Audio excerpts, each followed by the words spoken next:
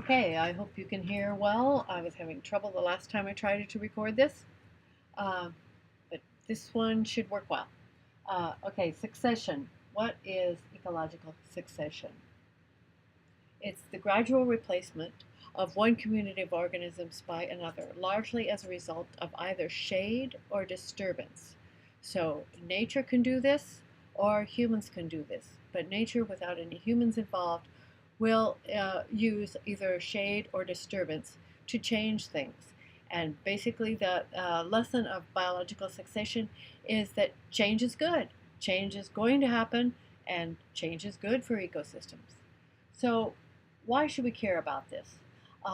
We're busy, and what do we care about whether shade or disturbance changes anything anyway? Well, because in resource management, you're likely to manipulate shade and disturbance to produce the products humans want. We like things growing fast. We like pioneer species. We like early cereal stages. We tend to not like some of the organisms that grow in shade. Some we do. If we want ones that do grow in shade, then we want to manipulate the shade. Or if we want sun lovers, then we take out the canopy so that we get sunshine down to the ground. So it depends on what you want, but you can manipulate it. And also knowing that nature does this, it's not just humans, it's also nature does this. So we can mimic nature and do a better job of avoiding disturbance.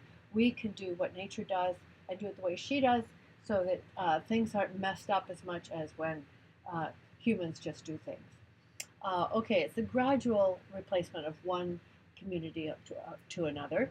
And each of these changes in dominant vegetation is a cereal stage. So we often talk about the dominant vegetation being grass, but there's lots of other organisms in there, right? It's not just the grass, it's the prairie dogs, it's the worms, it's the dragonflies, and so on and so forth. It's the deer grazing nearby, it's the bison on the grass. So it's a whole community of organisms, but we call it the grassland community, or we call it a shrub community, or the forest cereal stage. These are all different cereal stages. There are different communities of organisms, and we name them by the dominant vegetation. Now this sequence from grass to shrub to forest is often but not always predictable. Now you may be aware of this in your own environment, so think about these changes, natural changes that have happened in an area as small as your garden. For example, succession will, if you stop using your garden, succession will start right in taking over. And certain plants are going to move in and they're going to create shade, they're going to cause other organisms to die. And so succession can happen on a little tiny scale like that, or it can happen over a whole mountainside, or we can have catastrophic change, apocalyptic change where we have these huge volcanoes going off, or an asteroid hits the Earth, and it changes everything. It gets rid of not just the vegetation that was there, but it wipes out all the organisms, even the soils are gone. So change is part of nature and it's going to happen. So we're not so interested in the apocalyptic changes like when a glacier goes through or a volcano or that kind of thing. We're mostly interested in NRM in the secondary succession. In that case, the soils have not been destroyed on the site. We didn't have a huge volcano. We didn't have a rip-roaring fire that just wiped out everything. Instead, we have just a gradual change. We have a pretty serious disturbance, but not that big a disturbance. And we still have soils and other organisms on that site. So this is secondary succession, and that's mostly what we talk about in natural resource management. Okay, there's different kinds of changes. Here's one situation, and that's the best diagram I could get. I know it's a little out of focus, but okay, so we're going from grasses, herbs, forbs. We'll talk later about what grasses, herbs, and forbs are, but they're all short little plants. How about that? Um, and then, so you go from that stage to the shrub stage with seedlings of taller trees in there. Then you go to some trees with saplings of other trees that are coming up in the understory. Then finally the pines take over, and they're dominant, they're king for a while, and they're big, but they have shade off their own doggone seedlings. So even their own kids they kick out, and other, you can see on the left-hand side of the pine picture that some hardwoods are moving in, and pretty soon hardwoods are king. And oops, it says pioneer up there. It's supposed to say climax vegetation. Oh dear, in the upper right. Oh gosh, how did that happen? Anyway, so pioneer species are down here, and climax species are up on the right. So pioneer species are sun worshippers. They don't want to grow in the shade. And not all grasses are sun worshippers, not all herbs or forbs are sun worshippers, but the ones that are pioneer species are. Also, you could take note that most nitrogen fixing plants, most plants that have nitrogen fixers in their roots, will be sun lovers also, because they need a lot of energy in order to fix that nitrogen. Okay, so we start out with the pioneer species. That's also one reason why nitrogen fixers are pioneer species. They come with their own doggone fertilizer factory right in their root nodules. So they don't have to depend on a lot of other nutrients. They make their own, doggone it, but they don't last very long in that stage. Now, one thing I want to point out is you should think about is, are these different sites I'm talking about here, or is it the same site? Well, the answer to that is it is the same site. So you pretend like you don't have anything else on this screen but grasses, herbs, and forbs. And then you get rid of that picture and we've got shrubs and seedlings. Then you get rid of that one and saplings and poplar trees. So these are snapshots in time on one site, only one site, over time. Okay? I really need to get rid of that pioneer word up in the upper right. Okay. So disturbance resets the ecological clock. Disturbance resets the ecological clock. So it doesn't always happen that it goes from the climax end back to all the way back to pioneer species. It could go in between. It could go from climax just back to the sapling poplar stage, or it could go back to the shrub stage, or back to the pine stage. But it goes back and starts over again in some way. And that's a lot of what humans do in trying to mimic nature and trying to produce the types of organisms that we like. So it can be a natural disturbance or it can be a human-caused disturbance. So think about it. You know a lot of these disturbances. They are discrete events that free nutrients and increase light by killing or removing organisms. So nature does this all the time, and it can be a very good thing. Now, I'm not saying you should go get that bulldozer and destroy the vegetation out front because it's good for the ecosystem. But some disturbance is good, not all. And we don't want 5,000 acre clear cuts. We want smaller ones that mimics the average medium-sized disturbances that nature does all the time. Okay, examples of natural ones. Here's a little old fire. This fire was actually set. This guy took the torch and set that fire so that it could burn vegetation, and he's got the wind in his face so that the fire's not going to come after him. But anyway, that one was actually set by a human, but certainly lots of fires are natural. Also, he's setting the fire to help get rid of the fuel so that the natural fire doesn't have anything to burn.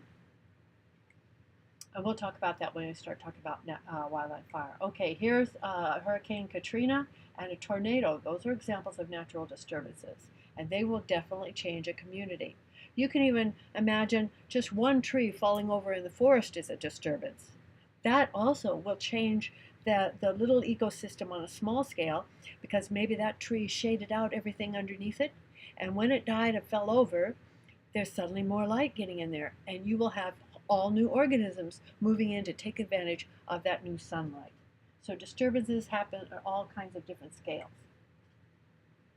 So humans create a lot of disturbance, but many people don't know which is the biggest one that we create. So ask yourself, is it logging, or mining, or road building, or urban development, or agriculture and livestock grazing? So many people think it's urban development, and certainly that's a big one, but it's not as big as agriculture and livestock. Altogether, worldwide, agriculture and livestock it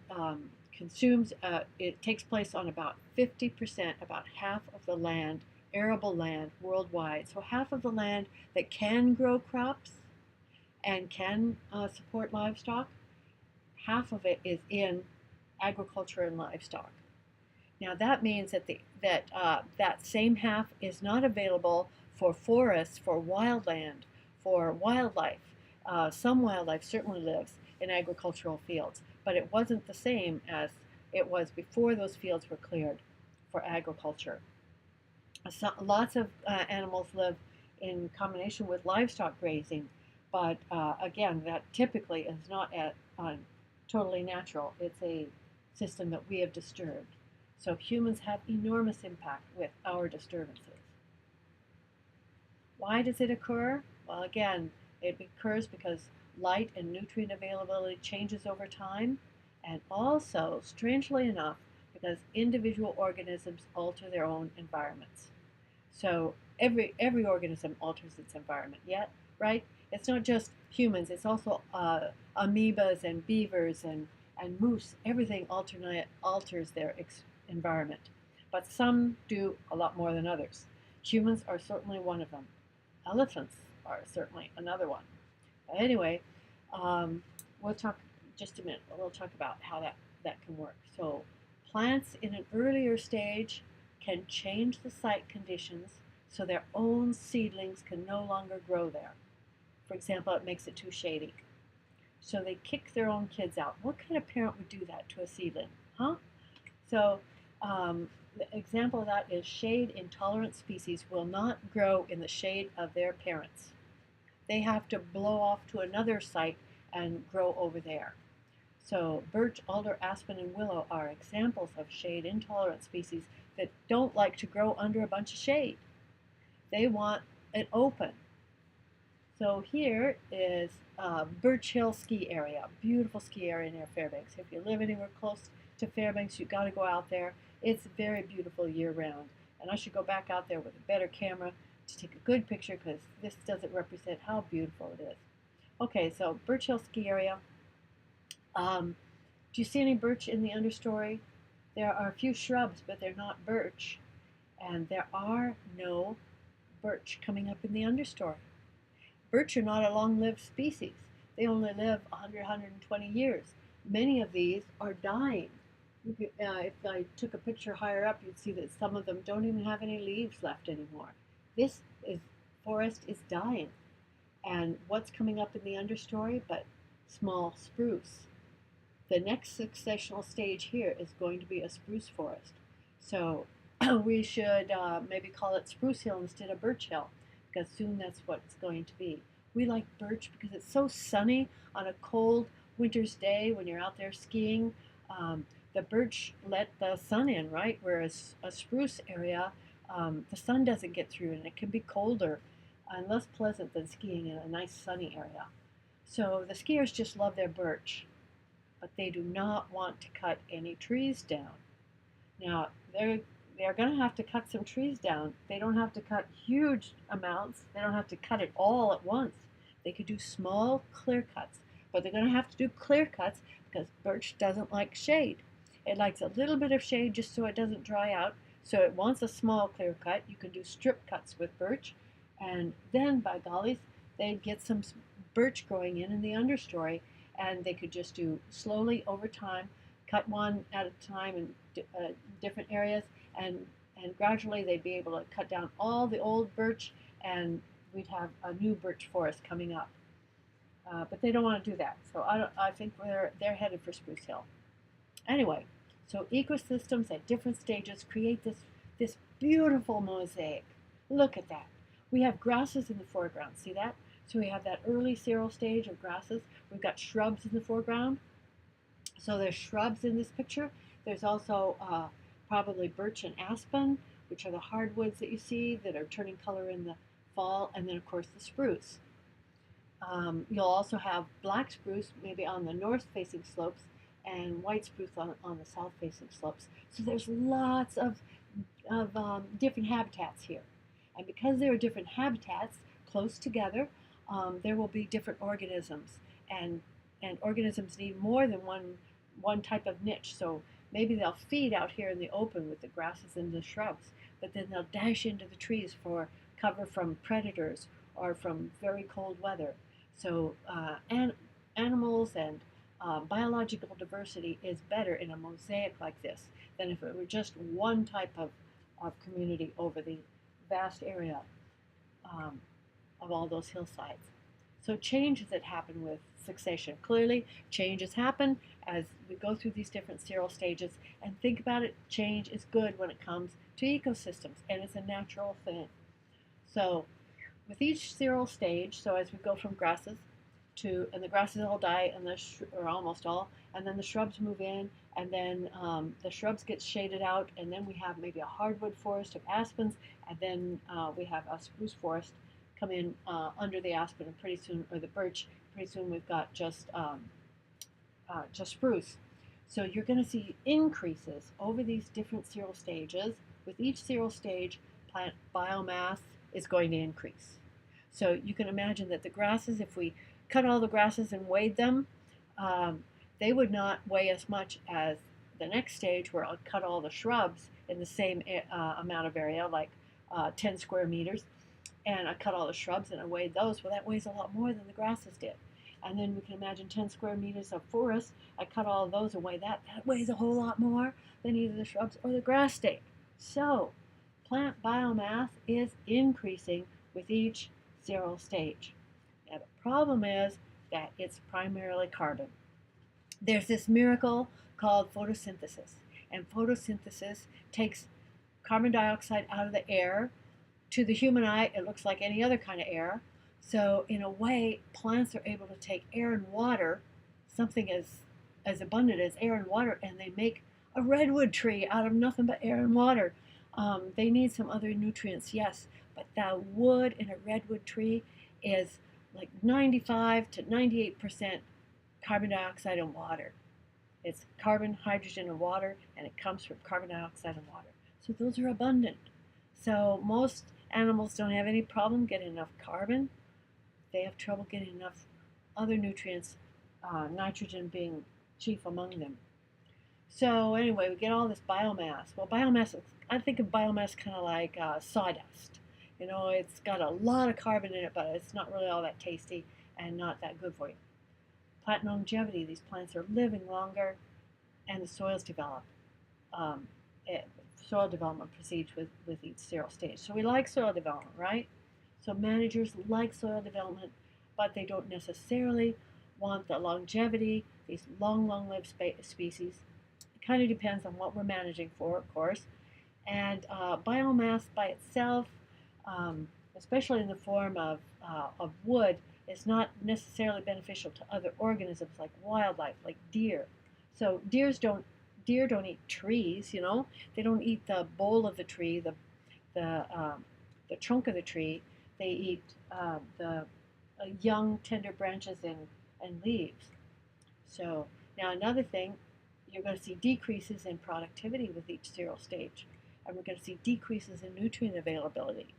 As a wildlife biologist, do you want that? I don't think so. You don't want decreases in productivity. Humans are nuts about productivity. We love, especially Americans, we love productivity. We're always talking about productivity. We like things that grow fast. On the whole, we like things that grow fast. And so when productivity decreases, we don't like that. Nutrient availability, certainly as a wildlife biologist, you want your wildlife to have lots and lots of good stuff to eat and not just carbon. There's nothing wrong with carbon. It's the duct tape of life. It's very important, but there's a lot of it. So look at this graph. As we move from pioneer to climax species, we're going to see increases in biomass, increases in longevity in soil, and some resistance to change. It becomes more stable. But we're also seeing decreases in productivity and nutrient availability. So as a result, in many, many cases, humans prefer pioneer species over climax species. Wildlife also prefer not necessarily the earliest pioneer stages, but early stages in general. Maybe those first three will be where you're going to find your deer and many other types of wildlife. You'll find other wildlife in the climax forest. So overall, it's really important that we keep some of all of these different stages in the landscape, as I showed you in that beautiful mosaic. But um, but in general, we're going to be talking about a lot of trees and so forth that are among the pioneer species. One exception to this also is in rangelands, where many of the best forages, grasses for cattle, are climax species. That's kind of unusual for ecosystems. Typically, we really like the more pioneer species, but in rangelands, often it's the climax species we want the most. So that's an exception. Okay, so I already talked about that. Okay, is this true or false? Disturbances are essential for long-term ecosystem health. True or false? Well, it's definitely true. Again, I don't want you to go take a torch and burn a hillside down, but in general, disturbances are essential. And they're essential because, for one thing, they're a natural part of ecosystems. Just think of all the natural types of disturbances that occur. They renew ecosystem vigor. They're going to return those nutrients to the soil. A fire moves through and lots of nutrients are returned to the soil for new vigorous growth. It increases available nitrogen. As I keep saying, nitrogen is the lunch everybody's trying to steal. That's the element that's most limiting in terrestrial ecosystems. So in the forest, it opens the canopy. It opens the trees. We've killed some trees in the middle here, and now sunshine's coming in. Growth is increasing. Stuff is growing. Things are good. We have more stuff to eat. It's more nutritious, and we also avoid pest outbreaks. We can changes like this can even reduce the risk of fire. So many of our activities involve setting back that ecological clock. So wildlife management, you may actually burn an area. We have prescribed burns we're going to talk about. We burn a forest. We could burn real early in the spring. We might burn aspen. Or Joe might take his bulldozer out and he'll knock over a big area of aspen trees, and then new aspen will sprout from the stumps, and moose love that stuff. They love that nice, young, vigorous growth. But the old aspen, you're not going to see moose eating those, browsing on those. So on the whole, we like those early stages. And it's not such a bad thing. We just have to learn to mimic nature and do the same thing in our harvesting efforts so that we try to decrease our impacts. So plant productivity, nutrient cycling is stimulated, nitrogen is increased, nitrogen fixation, and those, as I mentioned, I think, pioneer species, nitrogen fixers, require full sun because they need that energy in order to fix nitrogen. And then also potential for wildland fires and so forth is reduced. So I had another example I was going to tell you, but I forgot what it was. Okay. So finally, this is separate from succession, but is there a balance of nature? Is that true? Is there a balance of nature? So which one of these is true and which is false? Is the system open? Disturbance is important and humans are a component of the system? Or is the system closed? Disturbance is a bad thing. And in B, you would think disturbance was a bad thing. It's self-regulating. Everything's just perfect and it's predictable. No. B is not the case. We found actually that A is the case. It's open. Disturbance is actually important. And probably 40 years ago, or 30 years ago, people were still thinking disturbance is a very bad thing. But now we know it's really a part of ecosystems. And so we just need to not overdo it. We could mimic nature and not do a 5,000 acre clear cut, but small ones, smaller ones like 100 acres. In Alaska, I believe it's 150 acre maximum is what's recommended. And then, of course, in certain sites, if they're really steep, you might want even smaller ones. Oh yes, in southeast Alaska, we have wind blowing down whole forests of great big trees. So people have done studies of those blowdowns so that we could try to mimic a blowdown in our tree harvesting and do kind of what nature has done. So that's a summary of succession, and we don't have a balance of nature. We no longer talk about that, but but we do realize that we can mimic disturbance and do a better job of taking care of human impacts.